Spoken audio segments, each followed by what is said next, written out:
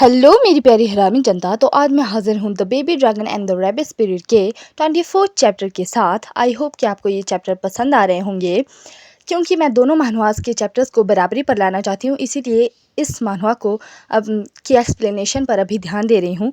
Now let's start this video. इस video की शुरुआत होती है वहीं से जहाँ पर पिछला चैप्टर एंड हुआ था, यानी कि हमारा जो प्यारा बायुन है वो बेहोश हो गया था और वो वहाँ से गायब हो गया था, यानी कि जहाँ पर वो लाइब्रेरी में बैठा था। उसके बाद सीन शिफ्ट होता है उंगुक की तरफ, जहाँ पर हमें बताई जाती है बायोल की बॉडी, और बायोल की बॉडी में पहुँच चुका है बायुन। और बायुन जैसे ही उठता है वो कहता है कि मैं कहाँ हूँ, और ये हाथ, मतलब वो थोड़ा सा ऐसा कंफ्यूज होता है। और उसके बाद वो कहता है क्या मैं बायुन हूँ। और उसके बाद वो इधर उधर देखता है और फिर बाहर आवाज़ लगाता है होंग को कि होंग। और होंग सुनती है जी कहिए महाराज। और वो पूछता है कि मुझे कितना टाइम हुआ सोए हुए। और हमारी होंग कहती है कि ज़्यादा नहीं, बस कुछ 3-4 महीने ही हुए हैं आपको सोए हुए, और बस आप अभी अभी उठे हैं। ये सुनकर हमारा जो बायुल है, या फिर तुम लोग कहो बायुन, वो कहता है कि वो बच्चा काफ़ी बोर हो गया होगा।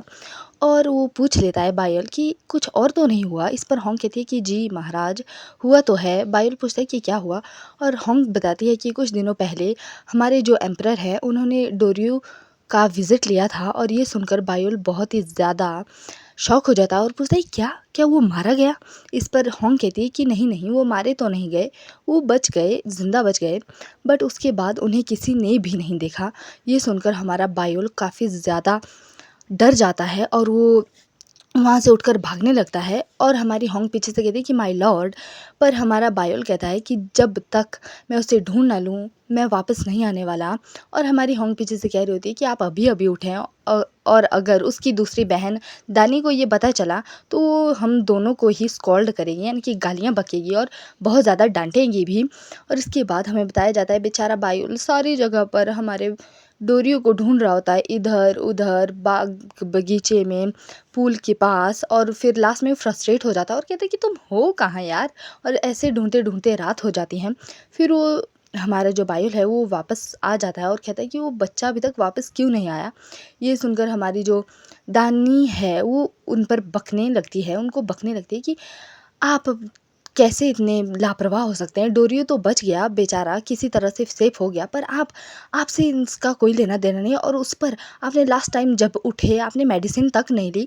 आपकी बॉडी इतनी वीक है, आपको पता नहीं लगता है कि आपको दवाइयाँ भी खानी हैं, आप इतने कमज़ोर हो गए हैं। इतना सब कुछ सुनते सुनते हमारे जो बायुल है उसको वो जो बीड है उसकी आवाज़ आने लगती है। जो बीड है यार वो वाले जो कि उसके पास हैं, बायुन के पास है। उसके बाद वो साउंड का पीछा करता है और हमें बताया जाता है कि हमारे जो डोरियो है उसको भी ये बेल सुनाई देती है। और वो पूछता है कि ये साउंड, और जैसे ही वो देखता है, जैसे ही वो सामने देखता है वो कहता है कि होंगे, यानी कि बड़े भाई। और हमें बायुल बताया जाता है जो कि रात की चांदनी में काफ़ी खूबसूरत लग रहा होता है। और वो कहता है कि बच्चे मैं तुम्हें सारे दिन ढूंढ रहा था।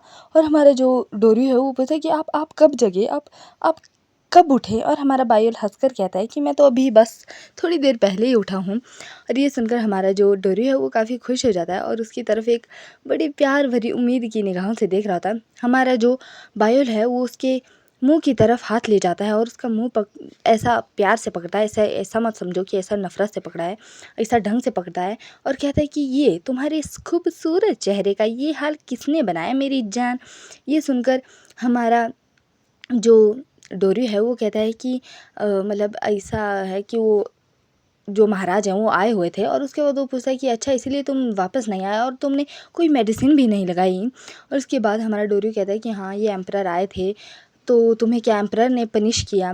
और हमारा जो अ, बायुल है वो मन ही मन सोच रहा होता है कि यार अगर एम्परर ने उसे पनिश किया होता तो अब तक ये बंदा ज़िंदा नहीं होता। तो क्या ये वो साला प्रिंस है, यानी कि जो क्राउन प्रिंस है वो है। तो ये सुनकर उसके बाद वो कहता है कि लेट्स गो, कि चलते हैं, चलो चलो। दानी तुम्हारे लिए मेडिसिन ला देगी और तुम्हारे इस खूबसूरत से चेहरे को ठीक भी कर देगी।